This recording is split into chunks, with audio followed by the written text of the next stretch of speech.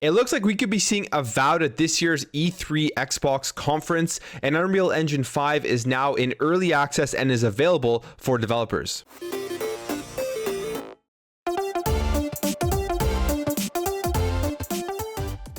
Avowed is Obsidian's next big RPG, a game that a ton of people are excited for obvious reasons, because it's coming from Obsidian, who has made great games in the past, including recently The Outer Worlds.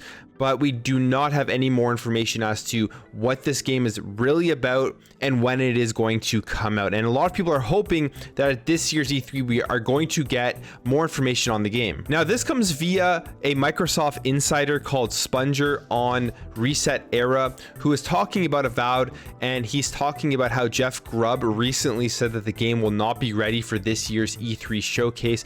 And this insider disagrees with Jeff Grubb, saying this: "I need to say that I'm a little bit confused with Jeff's statement that Avowed will not be ready for E3, as the info that I have is that we'll have a trailer for a big game at E3, and Avowed will be shown this year, and the game is in great shape, almost fully on schedule. I didn't post it a week ago. As you know, things can go crazy if you post anything. Also, I don't want to speculate anything, as I know that Jeff has a great record. It could be related to planning, but the game is in good shape, and it will be shown this year from the conversation. I was convinced that it would be a gameplay trailer for E3. Now I'm pretty much confused." In a follow-up post, he also says that Avowed should be expected in late 2022 and possibly early 2023 for the release date. Now, take that for what you will. I mean, there's definitely conflicting kind of opinions on if this game is going to be shown off at E3, but for me personally, I really hope that they do show off Avowed. It is one of the games I am most anticipating, and if this guy is right here, this insider is correct that they are going to be showing off a gameplay trailer of the game, that is even more exciting. Now, I think that Avowed is one of the biggest games that is going to be coming out of Xbox Game Studios in the next couple of years, probably one of the most hyped games, and Microsoft and Xbox know this because of how well The Outer Worlds did, of how popular Obsidian is as a developer. And when they are going to show it off, they're going to want to show it off in a great state so that there isn't any backlash to how the game is looking and how the game is running, similarly to what happened when they showed off Halo Infinite. Now, right now, the Xbox event at E3 is rumored to be on June 13th. Xbox hasn't officially announced it. I'm assuming they are going to do that very soon, and then we're just going to have to wait until June 13th to see if any of these rumors come true. What also I find is very interesting is that there's so much speculation going into this E3.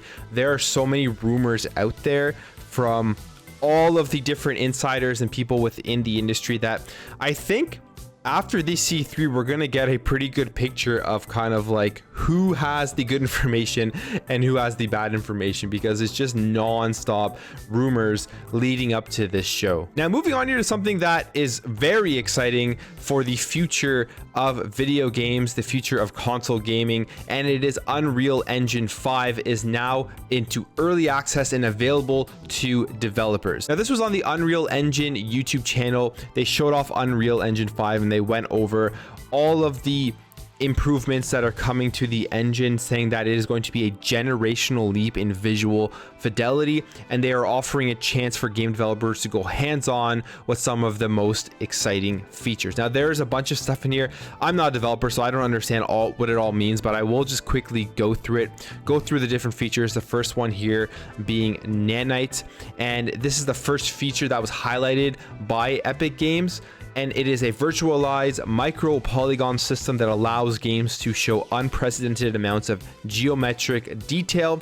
So basically what it does is it streams and processes just the details that people can see and perceive, and lowers the poly count, which I'm assuming will just make the constraints on the actual GPU and everything less, so that you get higher visual fidelity of the stuff that you're actually able to see. That's the way I understand it. So that is a pretty cool feature. Then we have Lumen, which has to do with lighting, and they showed it off here and it looks pretty cool. And it's just like a different lighting that is able to be reflected properly, and the lighting will adapt to like a flashlight being turned on or the sun's angle changing with the time of day. And they have a video here.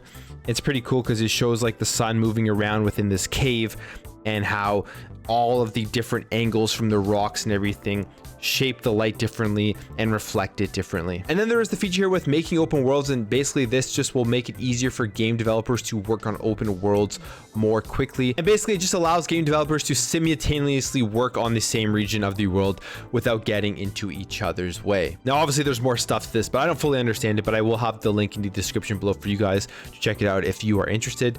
Then there's the animation, and there's a new pose browser that can be used to save and apply poses from Sequencer. Developers can also make movement that appears more natural with the new full body IK solver, which not sure what that means, but they will have motion warping that can dynamically adjust a character's root motion, which allows it to align in different targets with animation. And we saw some of the animation with the video of like the character moving around, and whatever that part means about the animation and how it's translating into the video of the character moving looks very cool.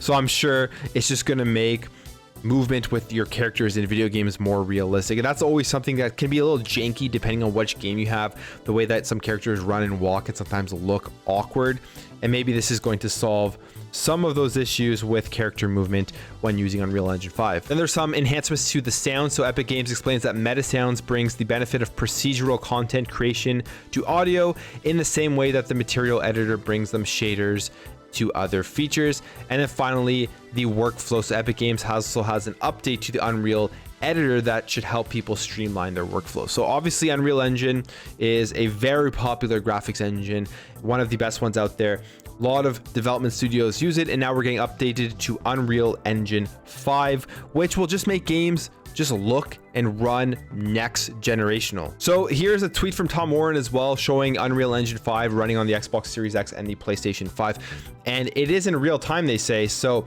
this is exciting because, as we know, these consoles are still brand new. They haven't even been out a year yet, and we still haven't even seen anywhere close to the potential of how games are going to be able to look on the consoles.